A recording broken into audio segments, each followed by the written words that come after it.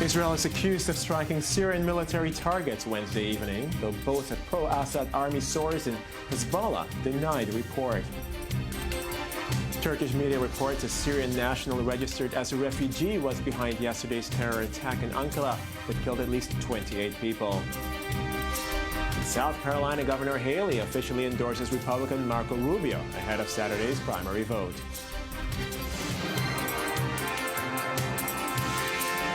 Good morning and welcome back to I-24 News. I'm Benjamin Chongafales.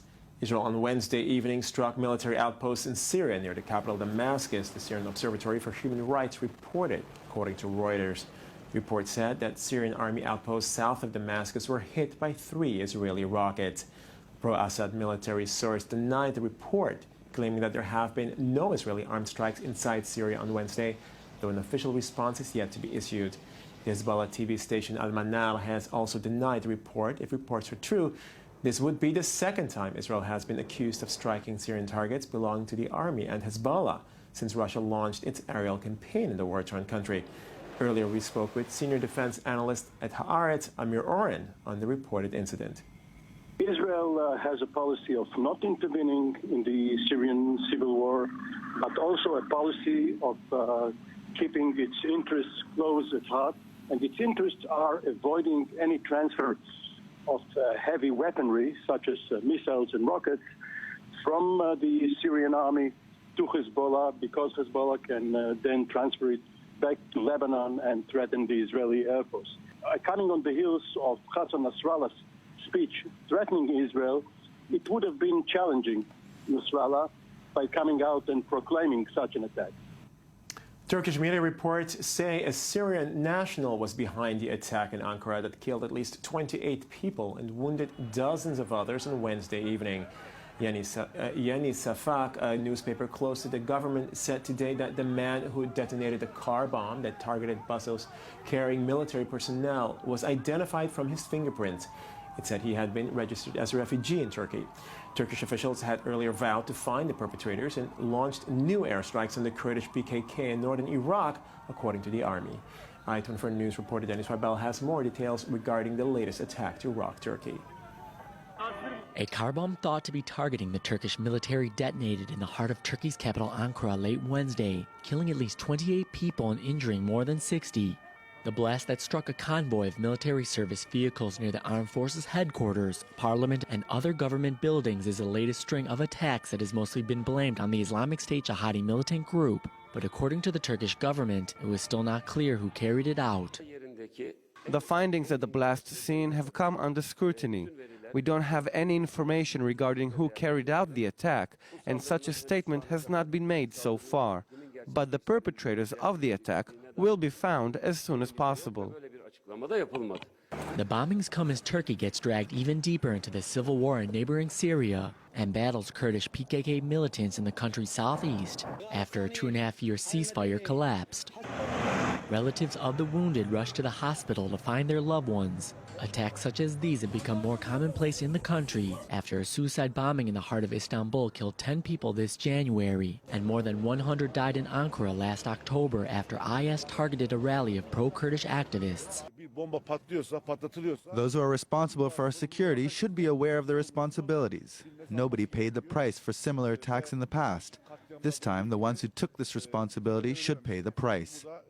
Turkish President Tayyip Erdogan said, quote, "Turkey will not hesitate to use its right to self-defense anytime, anywhere, and in all situations." This latest attack may yet be another precursor to Turkey's increased role in the ongoing chaos around it.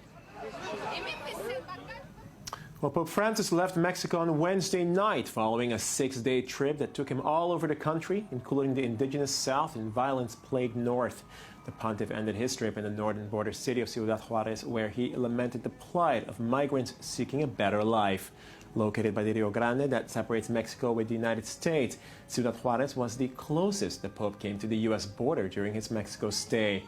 Pope Francis is rumored to be back in Latin America later this year to visit his birth nation of Argentina, Chile, and Uruguay. A path filled with terrible injustice, enslavement, kidnappings, extortion. Many of our brothers are the fruits of the business of human trafficking. We cannot deny a humanitarian crisis which in recent years has seen the migration of millions of people. President Barack Obama will visit Cuba in coming weeks, a senior administration official said on Wednesday, making a historic trip in the final year of his presidency to mark a turning point in U.S. relations with a longtime Cold War foe. The White House plans to announce the visit later today.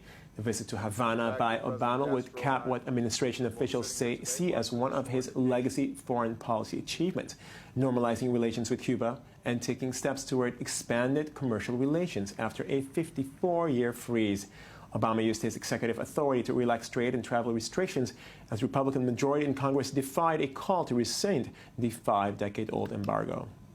South Carolina Governor Nikki Haley endorsed Marco Rubio at a Wednesday night event, giving the Florida senator a huge boost just days before the state's crucial Saturday primary. The popular second-term governor's endorsement could help Rubio, who is facing attacks from both Texas Senator Ted Cruz and former Florida Governor Jeb Bush ahead of Saturday's vote. But for now, business mogul Donald Trump, who lags Ted Cruz in a new national poll by 2%, remains everybody's favorite target. ABC News has the report. Help me welcome the next president of the United States. Let's go to the polls on Saturday and move that down the way, Marco Rubio. Tonight, South Carolina Governor Nikki Haley standing with Senator Marco Rubio and against Donald Trump. Every day is a great day in South Carolina. Ladies and gentlemen, if we elect Marco Rubio, every day will be a great day in America. I'm so honored that she chose to join our team, and because she embodies for me everything that I want the Republican Party and the conservative movement to be about, everything that it is about. Nikki Haley gave a speech a couple of weeks ago. Donald Trump tonight didn't even mention the endorsement. She's very, very weak on illegal immigration. You can't have that. Governor Haley, who has an 81% approval among South Carolina Republicans, has been sounding the alarm on Trump for months. Just yesterday, saying Trump was out of line to knock President Bush over his handling of 9/11. I took my daughter to her first debate on Saturday, and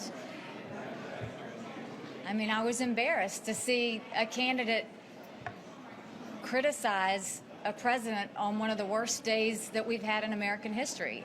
All South Carolina's key Republican players now lining up against Trump.